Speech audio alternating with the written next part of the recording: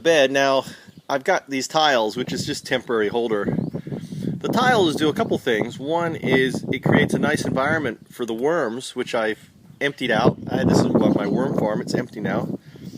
And I've just put the worms all in here. So the worms have food, and the cover there is to create a habitat for them. I also laid down a bunch of cuttings. This is just from the next door. And this is just ground cover. So the ground cover and the tiles. And these tiles will be used on the other side of the house where I'm going to build another bed. So this is just to keep weeds from growing and to create a nice environment for the worms as these tiles will heat up and provide cover. If you ever lift up a stone, you know how much worms love to live around stones and stuff because of the heat they generate. Well, the same thing with tiles. I've got tiles all on the side here.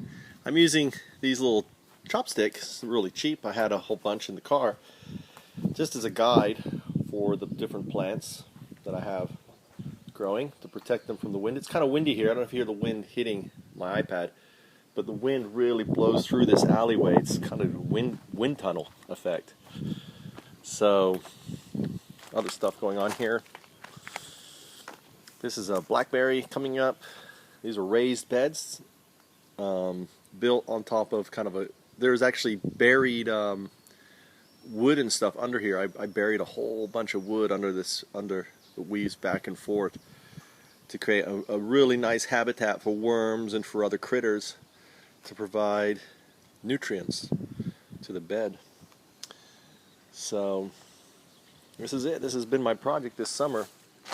Here's my tomatoes, and I put this tile here because actually this one basil down here, his leaves are getting burnt, and this one has too. So I've just put these leaves here to kind of give them some protection from the sun. I don't know why they're getting burned. Maybe because I watered them at midday. This one's fine though. You know, they're starting to really grow. Tomatoes are shooting up. And this is going to be, I want to put actually more wood across the top here. And this will be full of tomatoes. I'll be able to open this door and get tomatoes. And as they grow up, I'm actually going to put tomatoes here too. So I'm going to put tomatoes on this corner here with basil. I'm probably going to move this farm just around the corner here, right here, so it gets some shade and it's not always in the sun. So, and this side really doesn't get a lot of sun, so I got to plant things that basically enjoy shady weather. It does get sun midday as the sun comes up here. And then over here, let's give you the last little tour of my garden. Is now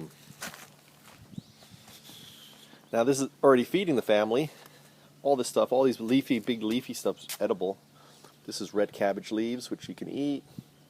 There's all types, other stuff kind of growing up here. Those are green onions that I planted after eating them. And they're all edible. Some trees. That's actually a fig tree, I think. Fig? Is it fig? Prune? Not sure. Can't remember what this is. Forget what it's called. It's growing up. This was a cutting actually. Just someone cut their tree, and I ended up collecting their cuttings, planting them in the ground, and boom. And blueberries are out.